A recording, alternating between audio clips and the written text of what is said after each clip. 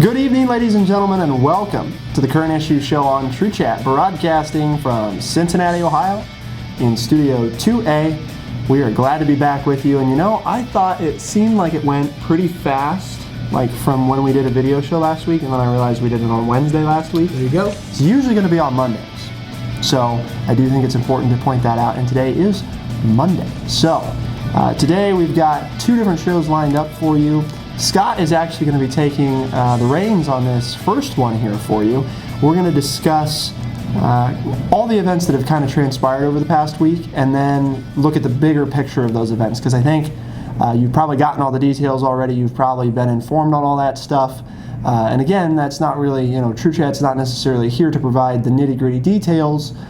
We are here to discuss what we can do perhaps to change it or why the problem exists. So that's what we're going to get into today. And without further ado, my man, Scott Wood, what do you got for us today? How are we doing, folks? We didn't get to introduce ourselves I was about today, to say, we want to tell the people who we are. Yeah, we didn't get to introduce ourselves. No, we didn't. I'm Justin Weller. I'm Camden Pierce. I'm Scott Wood. You throw me off. You want me to lead, and then you throw off the normal routine of the show, dude. Well, see, you trying to expect me to fail? Throwing you a curveball, seeing what you can do.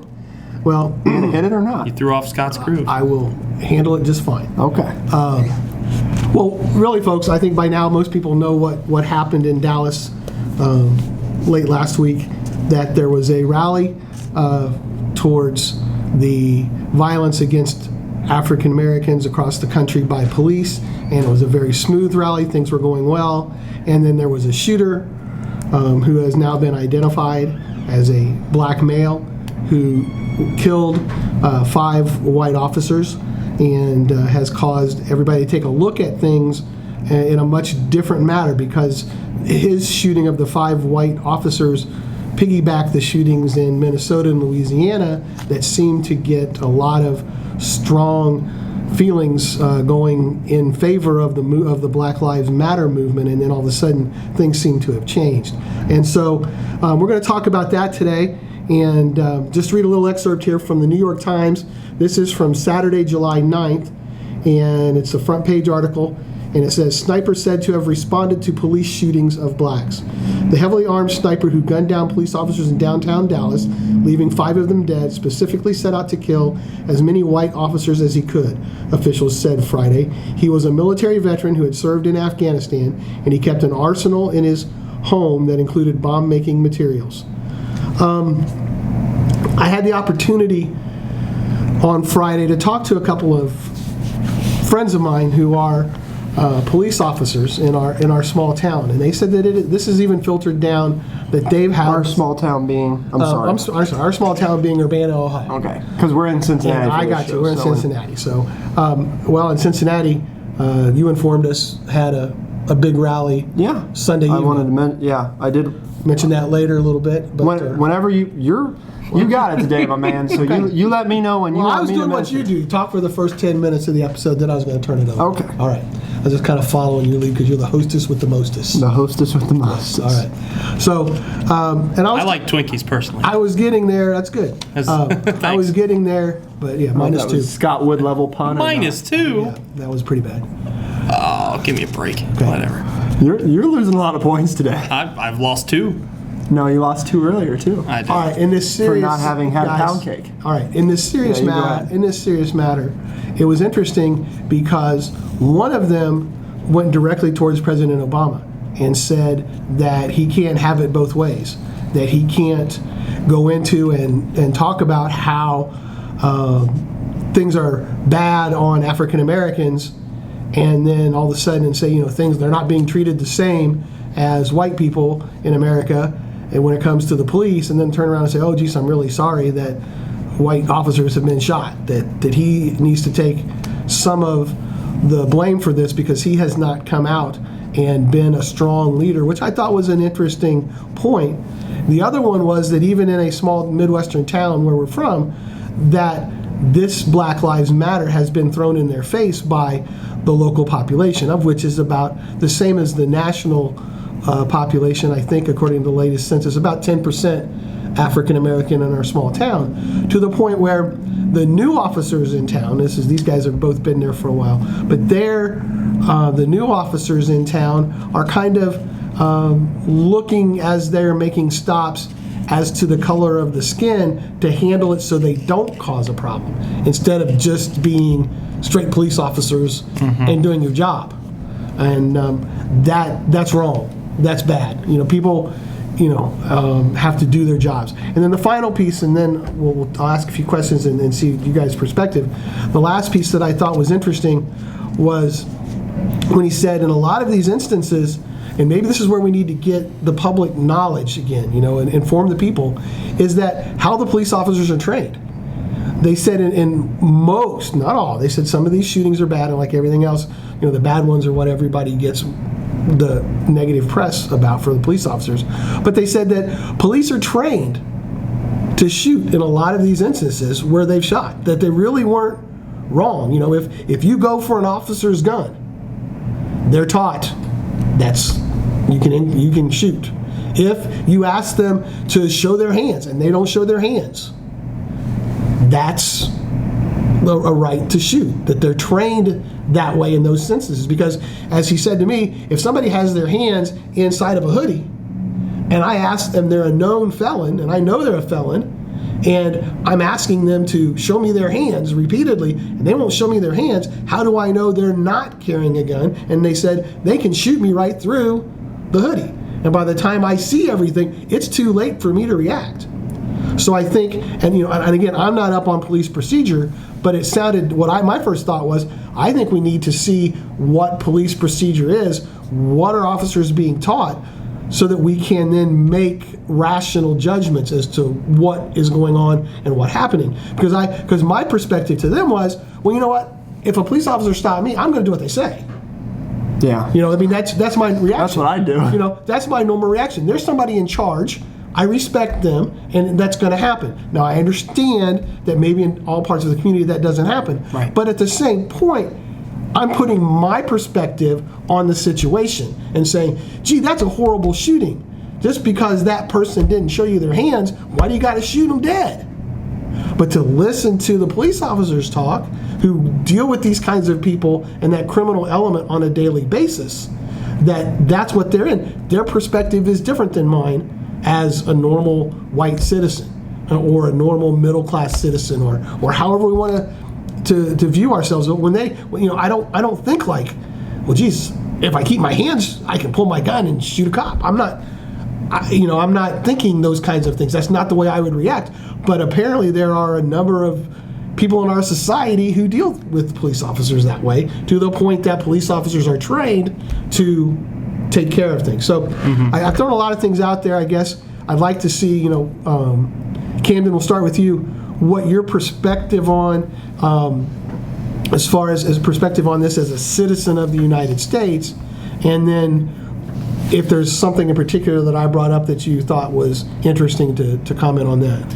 I think, and this is tough, I'll address you, audience, as now you can see on a video show, we're three white dudes, so it's a little tough here, and I understand where that perspective will probably come from on the comments on this show and stuff like that, where, hey, what are three white dudes talking about African American struggles and things like that? But Obama said, right? I'm going to try and put that in perspective. Maybe not. I've seen a lot of he's had to say a lot this week. So. Yeah, one of our New York Times over the weekend quoted Obama saying that this is an American issue.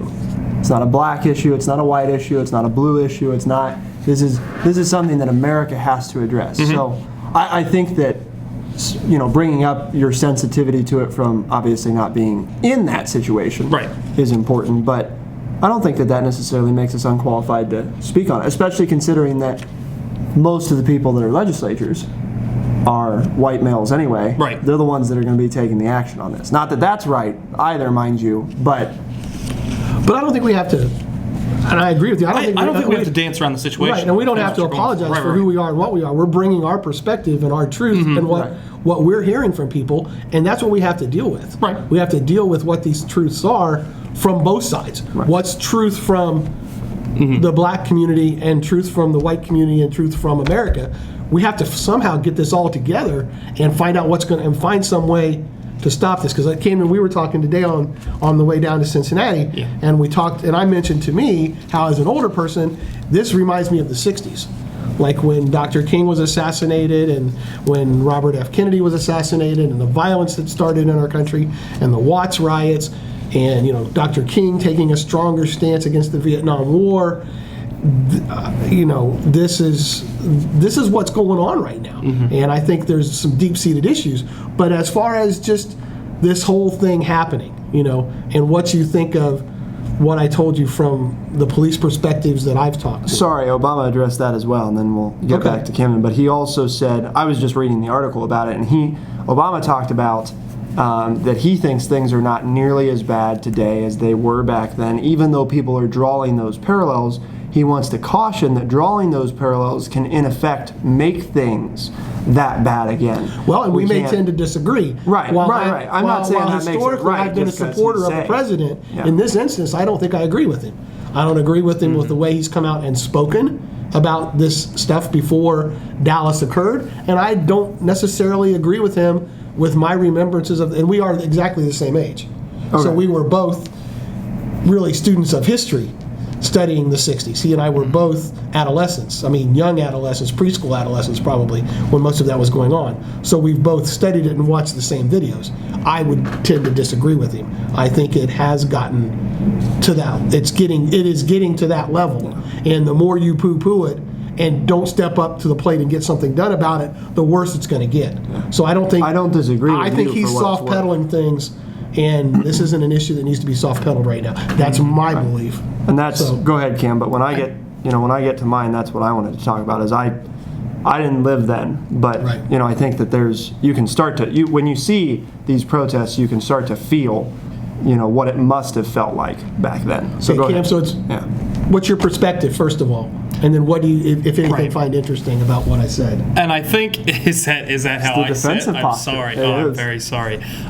My perspective on this thing is the violence as a whole must stop before the cycle gets somewhere where we can't come back from it without something huge happening. This attack in Dallas and even the shootings in St. Paul and Houston that brought it up are things that just need to stop. And I think hearing those perspectives from police officers is something that I really haven't heard on any true media outlet, because that's one thing we're really not getting is, did these guys do the right thing? Because we're too early in these stories, and that's one of the things you get with the 24-hour media cycle and things like that, where right when this happens, we have to get 15 people on to make a statement, and then you have to back up that statement, and you can't go back on your statement, or then you are looked at as a flip-flopper in the news media industry and things like that. And there are just and even the president has done it. You brought that up, and he has done it as well, where he and even in the Dallas shooting, he didn't want to say that it was racially motivated when we already maybe had that quote, and we figured out that quote was true, that this gentleman wanted to kill white officers, but didn't want to say that was racially motivated, but then made the comments that and some people can argue this way or that with it, but from what I heard and what I read, it sounded like he was assuming that racially motivated charges were made at either the gentleman in St. Paul or the gentleman in Houston by these police officers. And when you make it all about two groups like this, like the gentleman in Dallas, and I'm saying no names a lot, and that's on purpose because I don't want to give any of these people any credit or discredit for the things that they did. But what he saw in Dallas was not 12 people that did something to, he didn't see them as people who specifically did something to his race. He just saw them as cops, and that's the people we have to attack. And this is the problem with these situations, is that we are marginalizing people into the mistakes of the few, and then marginalizing all those mistakes and putting them on the many. And that is what causes these problems, these deep-seated, deep-hated problems that are going to take a long time to fix now. When you make it's us against them. It's, isolationist attitudes that we've seen with Brexit, and now this in our country. I fear for where we're going right now, especially if, Trumpmeister gets in there, and then we could be off to the races in something that's going to be very hard to come back from. It truly, after this weekend's and all of these events we've seen over the last week, I truly fear. I truly fear for where we're at as a world, not just a country. Okay, thank you very much. Justin, what do you think overall on the situation, and then anything in particular that caught your fancy with what we've talked about so far? I guess it comes kind of down to touching on what Cam said, the way that we're breaking it into targeting entire groups based on the actions of single individuals. And that is, I think that's, at the end of the day, that is what led to the beginning of racism, or to the beginning of homophobia, or to the beginning of any type of discrimination, sexism. Any of these all started with an individual being generalized as an entire group. The generalization that African Americans are people who, live in lower income areas, and if you walk by an African American late at night and you're alone, you should probably have a heightened sense of alert.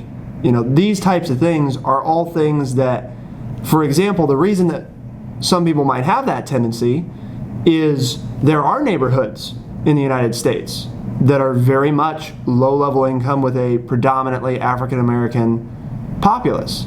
That, of course, does not mean that every time you walk by, anywhere in the world, anytime you walk by an African American, that you're at any greater risk than if you were walking by. But you're not doing any that, other type of individual. But you're not having that reaction because they're African American or Asian, right? Or you're having it because of there's a known crime pattern in this neighborhood. Exactly. I mean, that would be my reaction, is that there are certain parts of town that I don't want to walk through in a big city, maybe because I know that there's a higher crime rate here. I don't care who's living there.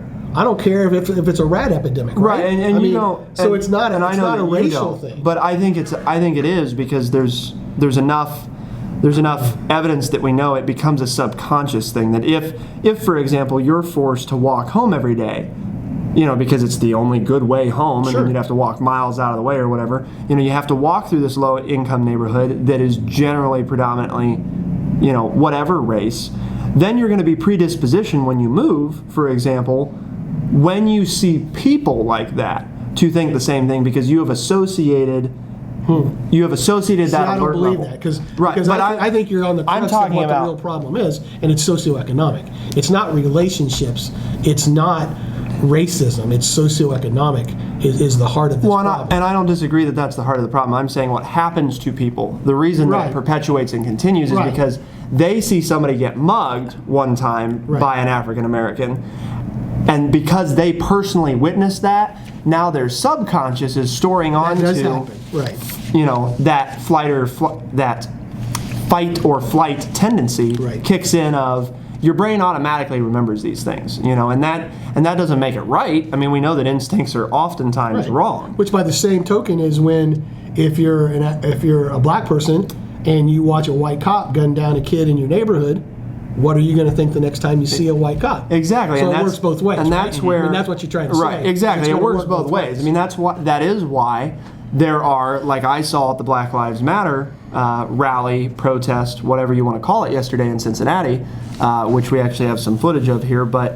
what I saw was people, who were the whole spectrum. People like me who were there because they wanted to know what was going on. I was covering it, and I took the footage that you're seeing right now. But on the same token, there were also people there who were extremely passionate about their cause, very upset, and some people that were predispositioned to just not like white cops. It doesn't matter who that white cop is, and that isn't, for what it's worth, that's just not African Americans. There were plenty of white males and white females there who I'm sure feel the same way. There was a wide array of individuals at this protest. Now, of course, it was predominantly African American, but there was every ethnicity, all genders, the whole spectrum of people were there, because I think people are starting to feel this way, and that's where I get to exactly what Camden said. I am worried about where we are as a nation right now, because we've been talking about this for, I don't know, over a year, I'm sure, 2 or 3 now, probably ever since TrueChat started. We've been talking about, these issues as they keep coming up year in and year out. And I don't think it was ever more real to me than Brett sent me a video. I'd come in the office due to my show yesterday, and he sent me a video saying they're everywhere. And he took a video from our apartment looking down at the street, and I mean, there were no cars. It was just people, as far as you could see, left and right. I mean, there had to be thousands, in the march yesterday. And I mean, they shut down roads in Cincinnati for, 15, 20 minutes here or there as they passed through. And they marched right to Fountain Square in Cincinnati, and then they marched over to Washington Park. And they held a rally there where, several hundred people stuck around and listened. But just the mass of people, because as we know, getting 10 people to do something is astonishing. Getting 100 is even more amazing, and getting thousands or millions to take action is unprecedented. People have to be really upset for millions of people or thousands of people to take action like this. And that's what I saw, was people who are genuinely upset and worried. I actually ran into a lady as I was trying to follow the protest, who she saw my camera, and she asked if I was going to cover it. And she just said, I don't know what we need to do, but it's got to stop, man. It's not right. And it was a very short conversation, but it was just, you could tell sincerity in what she was saying. She was very, I don't hate anybody, but man, we got to figure out something. What has to stop? What was she referring to? Exactly. What was the what she's referring to? But she doesn't know. That's the fear, is the fear of not knowing. Exactly. Because is it the killing on both sides, or was it the killing of young African American males by white police officers? And the way that I took it from her, being able to read her facial expressions and that type of thing, the impression that I got from the situation was she was getting at what Cam said, which is she didn't, just everything. She's tired of it. It was basically the idea that, because there were, just for what it's worth, there was a large number of LGBT people at the Black Lives Matter rally, and they were there in support of what a few of the Black Lives Matter, the BLM, because they abbreviate it BLMC, Black Lives Matter Cincinnati, a few of the BLMC leaders talked about, this isn't just about, because that's what they were getting at, this isn't just about Black lives, it's about everybody who's lost to hate in this country, for whatever reason, where somebody is driven to kill because they are either afraid or because they are, acting in a manner because they are. Again, I have said multiple times that I think hate comes from fear, because you don't understand something, so you're afraid of it, and therefore you hate it. That's what happens, is you get afraid, and that's why I'm worried. To go off back to what Camden said, that's why I'm worried about the country, is because there's so many people like that woman right now who are not. They don't hate yet. They're afraid right now. They're fearful. They don't know what to do. They don't really know what's wrong. And what that is going to turn into is very strong, and some of what I saw, hatred at either the system, at cops, towards black people, what have you. It's going to turn into hate. And it's not going to be peaceful marches through downtown Cincinnati. It's going to be riots where, stores are being busted and cars are getting turned over, and I mean, you're gonna move toward people getting violent because they feel like what they're doing doesn't matter. Do you disagree? Are you like me? Do you disagree with what President Obama is saying? That's what I was getting at. Because I think there comes the 1960s. That's what I'm referring to. I think is where we're headed. We are on the edge of, and I think it is bigger than just the African American community. I think it's all the shootings we've seen, whether it's from ISIS members, whether it's from cops, whether it's from the fact that we are losing citizens like we are, and that the media is covering it in the way it is, I think is leading everybody. Because I can count myself as one of those people, because it affected a community that I'm a member of in some way just recently, But I just read a story that was on the front page of the Times on, not Saturday, but it was either Friday or Thursday, where 250 people lost their lives overseas, Right. And that got minutia coverage compared to this. And that happens much more regularly overseas, but here in our country, it's very it's unusual to see 50 people or 49 people gunned down, or even to see 2 people shot by cops. I mean, again, by cops who are supposed to be protecting you. I want to go back to Camden for just a second. Yeah. We don't have that much longer. But you said there with. Today we were talking about the media and the rush to judgment. Okay, Why do you think that is? Why? I mean, all the way up to the President of the United States. Something's happening, and within 6 hours, we all think we know everything. And we don't know anything about the people who are involved. We don't know the suspect. We don't know the police officers. We don't know the occurrence. We know absolutely nothing. But by the time we go to work the next day, by the time we go to school the next day, everybody has an opinion. Yep. Why is that happening, and why can't we step back from that? And I think we talked about it a little bit on the way here. I'd like you to share what you were saying. I truly believe, and this could be a crackpot theory, but I truly believe it, and I think it has a lot of validity. It has to do with the social media age today. Is you require everyone else's opinion because you require everyone else to enjoy your opinion just as much as you're enjoying everyone else's opinion. It's an audience performer relationship that we have with Facebook, Twitter, Snapchat, whatever you use, or even just talking at the workplace. But now it's been doubled or tripled because you can talk to everyone, not just the people that you work with or that you interact with on a daily basis. You can talk with all of your friends and even people that you don't know on these different social media platforms, and that's why you have to have an opinion now, because if you don't have it within the first 2 hours, or even in some cases within the first 30 minutes, 15 minutes, 5 minutes of something happening, you get lost in the ocean, you get lost in the void of all of your other friends' opinions that they are having on Facebook. I've even seen people. It's so funny to me when it gets to this point with certain stories, especially on social media, when people are like, okay, that's enough. like we've had enough of this already. And obviously the violence, that's more than enough violence for anyone's lifetime. But just people having opinions on the story is what I'm talking about. They're so tired of hearing other people's opinions that they're giving opinions on how many opinions there are for this story. That is where we're at in the social media age, and where people want to feel accepted, and they have a need for people to listen to them. And I was talking with Scott on the way here. I don't know when it happened.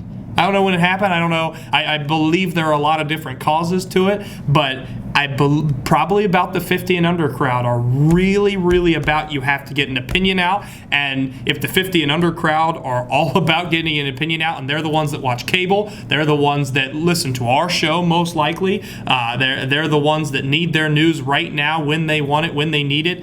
That's why the news corporations and also the president have to do this, because they have to stay in the public light. They need to give an opinion. People want their opinion, and they're not going to stop hounding these people until they get one right now. But I think we need to take a deep breath. We do have everybody I know, but everybody needs to take a deep breath and quit reacting. I agree. And because in the instant, we all get mad and we're all upset. And then we lay our head down, and then all of a sudden we wake up the next morning, and maybe we can take a little calmer perspective. I'm not saying our opinion changes, but we're a little calmer. We're not reacting in fear, anger, hatred, whatever word, however you want to phrase that. I think the final point is that it's a three-pronged problem. We have people immediately reacting on social media because of the result of what they're seeing in Congress and from the media, is that nothing's changing, so we're upset about that. And because nothing's changing, we need to get our opinions out there, because nobody's listening to what we say in Washington, so we got to tell other people so they can get mad. And that's happening because of what the media continues to do, which is start talking about things the moment they happen. Notice that all this stuff transpired last week, and this is the first time that TrueChat's talking about it.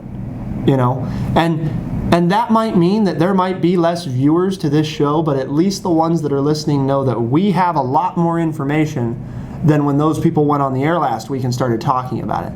Again, it doesn't mean you can't cover breaking news.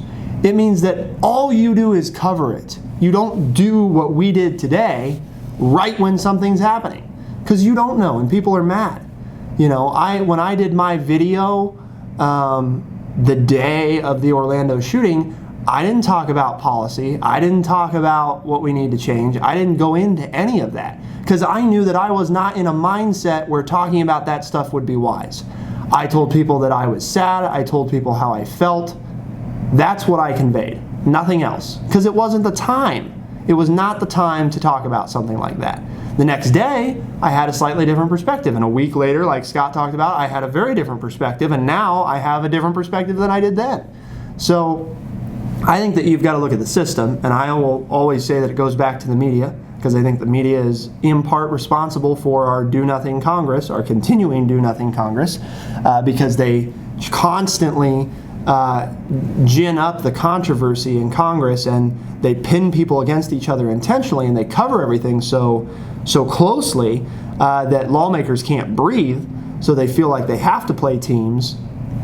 So I think it's just this perpetuation, and I think that's what we have to do to solve it. But we are absolutely out of time. We ran over, but good topic. So thank you for sitting in there, Mr. Host. Hey, there's a lot more that I'd like to bring up, so we may have to do some follow-up. Yeah. Because talking about this historical context, there's a lot of things that I think are very relevant, and I can bring up some groups. But thank you very much. I didn't enjoy it. I shouldn't say I didn't enjoy this topic, but I enjoy the perspective that we were able to put on it because we did wait. I think you have to find out what's going on, and then, okay, now we brought up some ways that maybe we can discuss or start a discussion out there to make some positive changes in the environment that's out there. And that definitely needs to happen. I hope this leads to some of that. Some positive discourse among people in the neighborhood to make some positive changes, because that's where good and bad things will happen. We can't depend on Washington. We can't depend on our lawmakers. We have to make the changes in our local communities. That's the key. It takes a village. Solutions also. Yes. That's one of the big things people miss when discussing these things is solutions. And I think we sniffed them today. I think next time we talk about this, follow down, get specifics about it. All right. So on that note, ladies and gentlemen, as always, thank you very much for tuning into the Current Issues Show. Take an opportunity to like and share this video. And if you're on YouTube, please go ahead and subscribe to it. We would very much appreciate you doing so, and we've got lots of other great content to offer for you on our website, TrueChat.org, which is linked in the description below. Or if you're on TrueChat, it's not linked because you're already there. So, for the Current Issues Show, broadcasting from Cincinnati, Ohio, on this Monday, July 11th, 2016. I'm Justin Weller. I'm Camden Pierce. And I'm Scott Wood. As always, thank you very much for tuning in. And we'll see you next time on the Current Issues Show. Be the change.